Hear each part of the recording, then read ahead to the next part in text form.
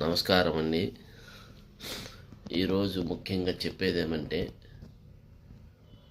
ఒక్కొక్కరు ఒక్కో రకంగా యూట్యూబ్లో ఛానల్లో చెప్తున్నారు. మెయిన్ ఏమంటే, ఒకతను వచ్చి వారంలో ఒకరోజు వీడియో తీసుకోండి అని చెప్తున్నాడు. అది బాగానే ఉంది. ఇంకొకతను వచ్చి టీవీ స్టూడియో, యూట్యూబ్ స్టూడియో ఉరివే చూడగాకండి ఒకతను అంటాడు. ఇంకొకతను వచ్చి మీరు చేసిన ఆ ఫొటోస్ వీడియోస్ కానీ అప్లోడ్ చేస్తాం కదా, అవి మీరే చూడకూడదని ఇంకొకరు అతను అంటాడు.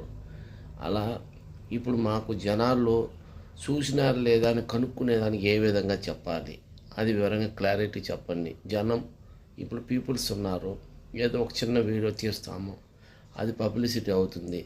మీరే చెప్తున్నారు ఒక వీడియో కంప్లీట్గా పబ్లిసిటీ కావాలంటే ఒక వీడియోతోనే కంప్లీట్ అయిపోతుంది.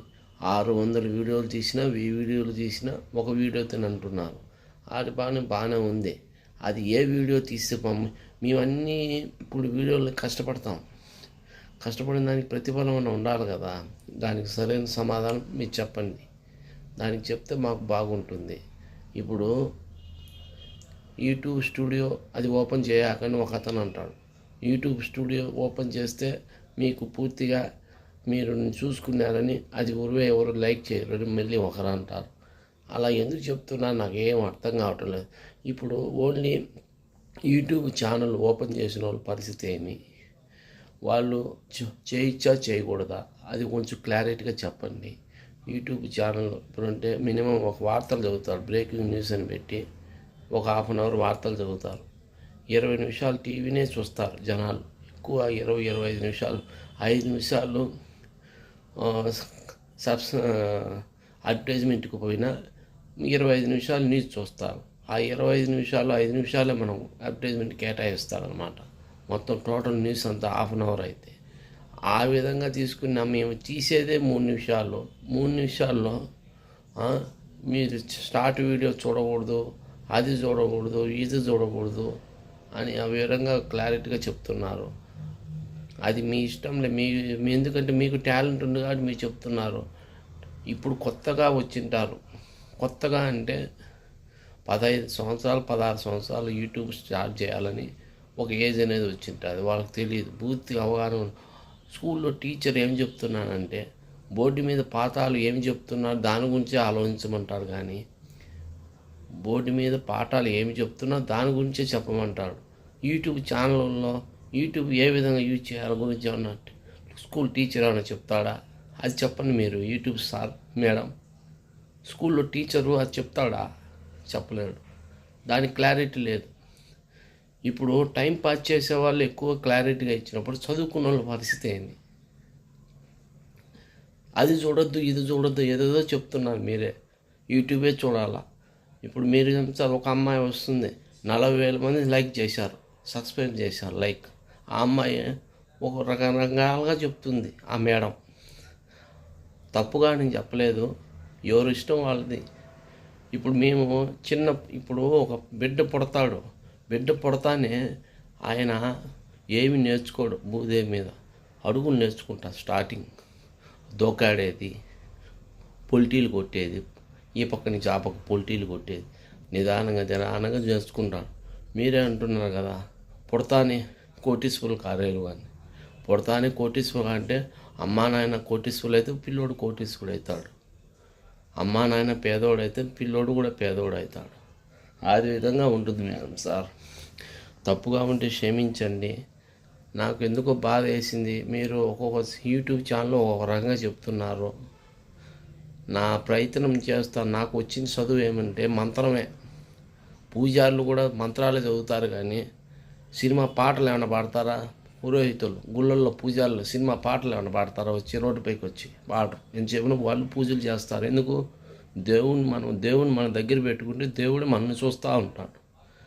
దేవుణ్ణి ఎత్తుకొని నుంచి దేవుని బ్రేక్ డ్యాన్ చేయడం తప్పు కదా, చేయడం తప్పు కదా. భగవంతుని బ్రేక్ డ్యాన్ చేయడం తప్పు, అది సమానంగా తప్పు. ఒక మనిషి టాలెంట్ అనేది ఉంటుంది. ఆ మనిషి టాలెంట్ అనేది ఎప్పుడు వస్తుందో ఆయనకే తెలియదు. పుడతానే మూగోడుగా పుట్టచ్చు, కళ్ళు లేనుగా పుట్టచ్చు,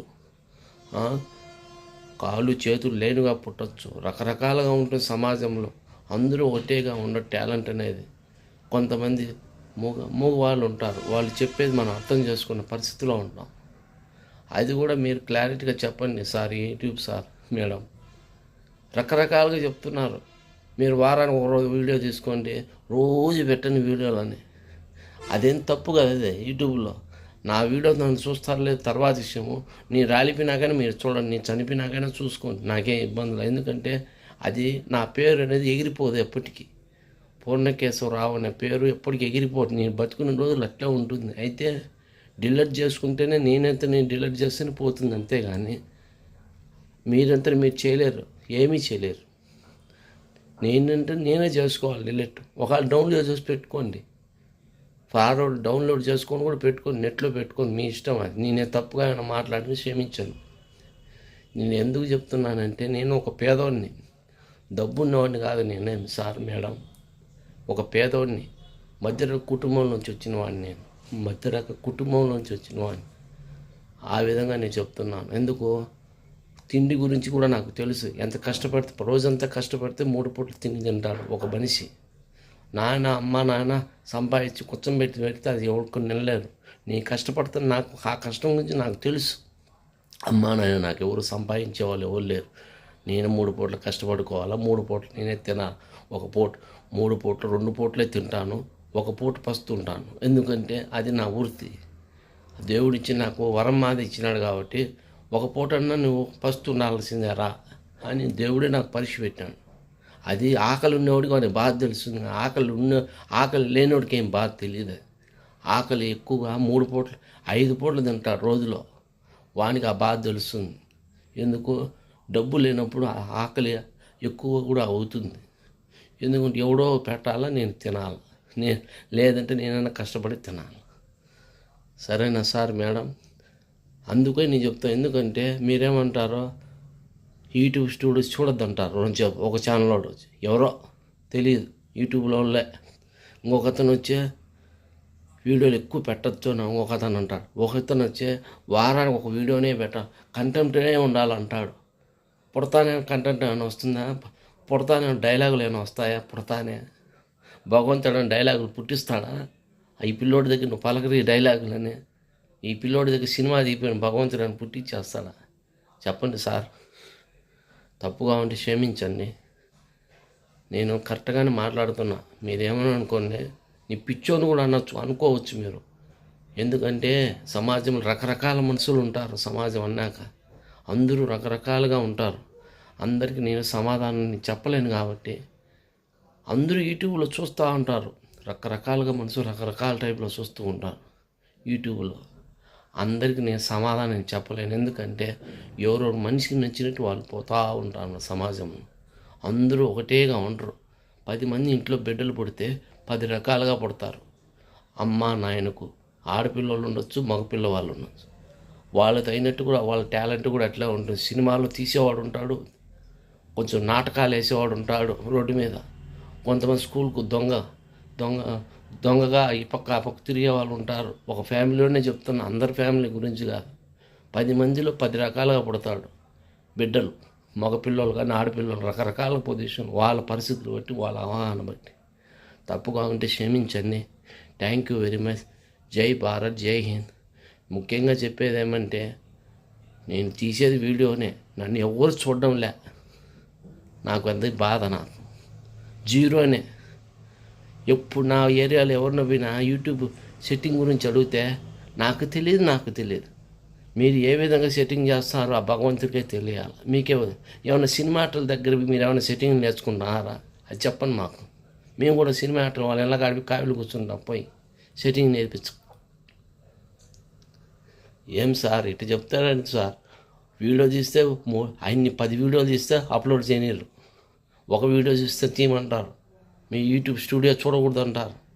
ఏం సార్ ఇట్లా మాట్లాడతారు? జై భారత్, జై హింద్. మీ ఇష్టం లేదు సార్, నేను ఎక్కువ మాట్లాడను. Thank you very much. జై భారత్, జై హింద్.